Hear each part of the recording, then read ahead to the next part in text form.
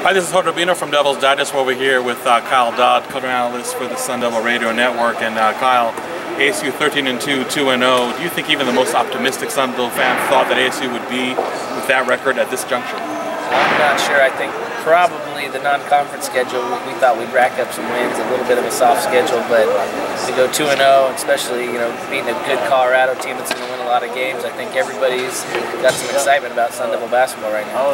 Just talk about the game specifically today against Colorado. A lot of fans may have criticized the caliber of the non-conference schedule that ASU played, but to go and beat Colorado, a team that with an RPI, I believe, of number 6 or number 7, and a team that obviously gave Arizona a lot of fits just a few days ago. How impressive do you think this win is in the grand scheme of things? I think it's big. I mean, it's early to be talking about resume builders, but I mean, that's exactly what that is. I mean, that's a team that's going to win a lot of games, and to go down early 17-4, I think they went on a 50-26 run from that point.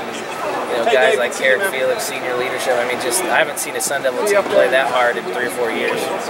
And when you talk about some of the trends that you noticed so far this season, just talk about some of the players that you think are really making their impact. I mean, I know Eric Felix, Jaheed Carson, maybe not a good game tonight, but a good season nonetheless. Let's talk about some of the trends you've noticed so far. Yeah, I think that as Carrick goes, the team goes a lot of times with the leadership side of things. But Jaheed Carson, a guy that makes the team go, he runs the show, and even in a game like this tonight where he goes 1 for 4 from the floor, his impact is felt just by him trusting teammates, pitching the ball ahead and making plays. And I think that with those guys, those 2 guys playing well, and you add a guy like Chris Colvin who steps up big time tonight, and Jordan Machinsky who's all over the place. I mean, it's a team that has dynamics that they can win a lot of games. So if you had maybe a to-do list, I know it's still early in the season, but what do you think some of the areas Arizona State has to improve on to go and really build on this 2-0 momentum in Pac-12 play? Well, I know there's one area that I don't think anybody needs to know about. Everybody's obviously talking about the free throws, but that's something they obviously got to address. But I think just being able to play consistently at that level and that pace, I thought Utah, the Utah game, they slowed things down a little bit. It almost looked like last year in a sense where they were a little lost in the half court, but I thought tonight they did a nice job of pushing the basketball, getting early baskets, early opportunities, and were really aggressive on the glass, did a nice job. And I mean, like I said, the energy level, not only on the floor but in the building, was great, and it was a fun game to be around tonight. There's never such a thing as an easy road trip in the Pac-12, and obviously playing Oregon and Oregon State, especially the season Oregon's having so far. Let's talk about some of the challenges Arizona State can expect next week going to the Northwest. Yeah, I think that's always a trip that's tough.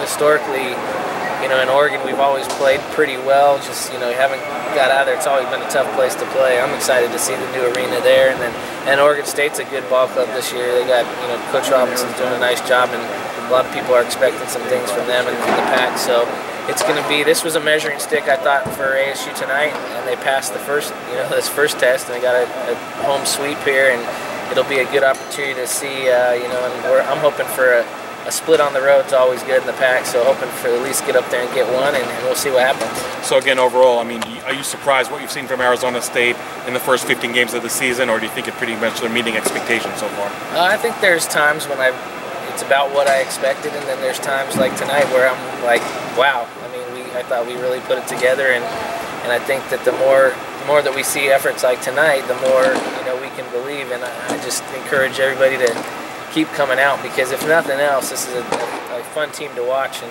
these guys play hard, and like I said, schedule, whoever was on the schedule, they showed up and they beat the teams on the schedule, and that can't be said for a lot of teams in the Pac. I mean, there's a lot of bad losses in the Pac in the preseason, and ASU, outside of really the DePaul game, showed up every night, and they've done their part, so I encourage fans and anybody that wants to support this team, come on out. Okay.